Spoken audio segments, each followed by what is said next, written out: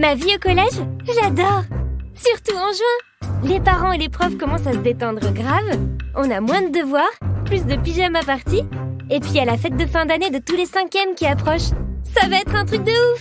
Le truc moins ouf, c'est que mes cops et moi, on se pose des tonnes de questions depuis la rentrée.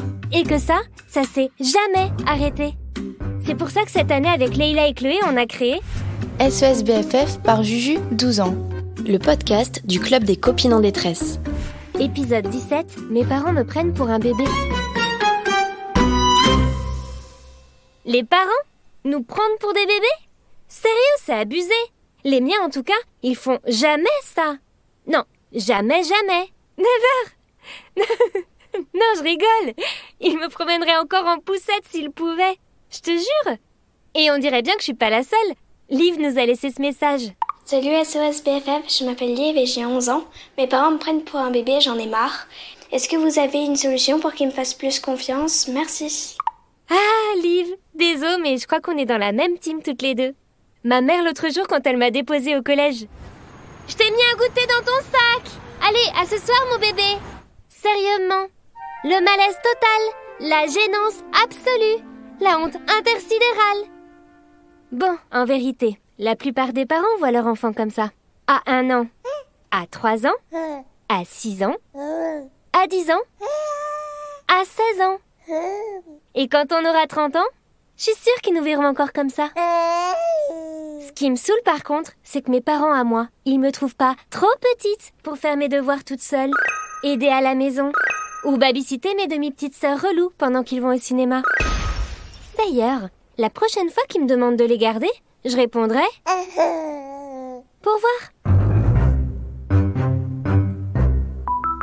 Cool, vocal de Leïla. Hello, ma Juju. Ce que dit Liv dans son message, en fait, c'est une maladie qu'ont un peu tous les parents, non? Même si certains sont carrément plus atteints que d'autres. À croire que pour eux, le temps s'est arrêté quand on est né. Eh oh, spoiler les anciens, le temps passe, et nous, on grandit quoi, normal. Bon, en vrai, moi je pense que c'est à nous de leur montrer qu'on n'est plus des bébés. Être débrouillarde et responsable, quoi. Ouais, ranger sa chambre, faire ses devoirs, aider à mettre la table, pas abuser avec les écrans, tout ça. Ah oui, important.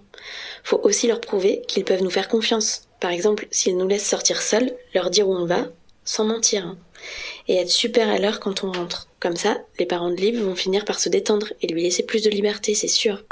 En tout cas, ta technique, elle a bien marché avec tes parents à toi, ma copse. Parce qu'ils sont grave cool et qu'ils te laissent faire plein de trucs.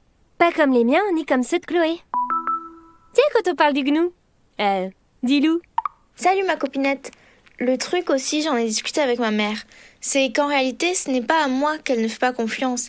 Elle s'inquiète plutôt du mauvais comportement des autres. Elle veut me protéger, m'éviter les mauvaises rencontres, les accidents de la circulation. Et puis, c'est vrai qu'au début, même si c'est excitant, ça fait un peu peur de se débrouiller seule.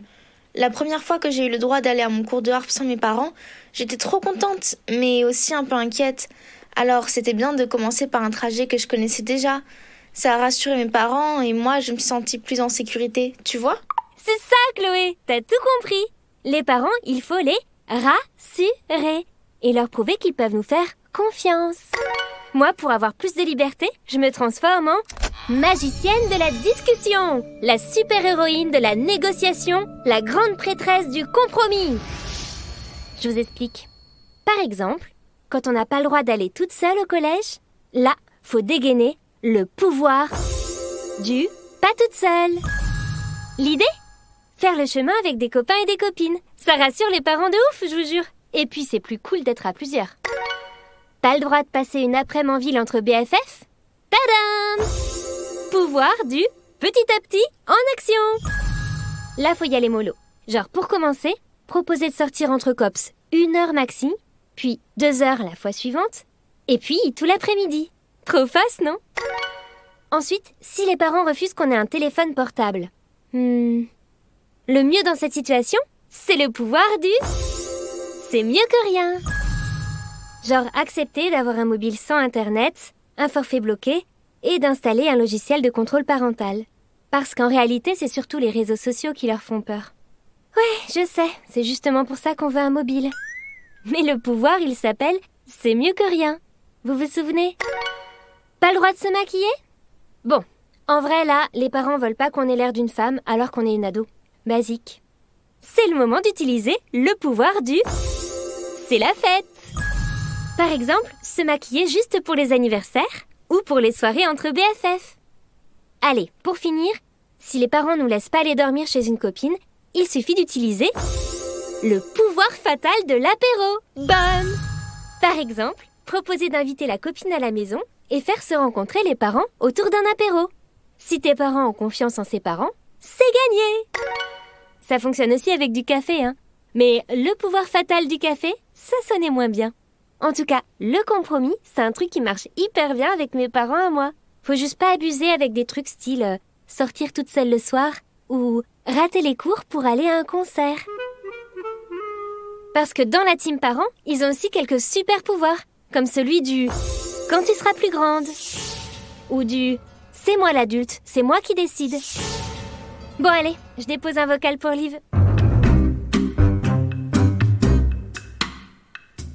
Coucou Liv, c'est Juju de SOS BFF. Alors déjà, comme dit Leïla, pour que tes parents se rendent compte que tu as grandi, tu pourrais leur prouver que tu es devenue plus responsable. Par exemple, aide-les à la maison et fais tes devoirs sans qu'ils te le demandent. Tu verras, ils te feront sans doute plus confiance. Il va aussi sans doute falloir faire des compromis. Tu te souviens de la magicienne de la discussion ? Bref, essaie de les rassurer. Quand ils verront que tout se passe bien, ils te laisseront plus de liberté petit à petit. Bon après, désolé, mais je crois que tu pourras jamais empêcher que dans un petit coin de leur cœur, ils te voient encore parfois un peu comme ça. Et j'avoue, moi ça me dérange pas tant que ça. Parce que de temps en temps, j'aime bien être la petite fille de Mamounette et Papounet. Pas toi ?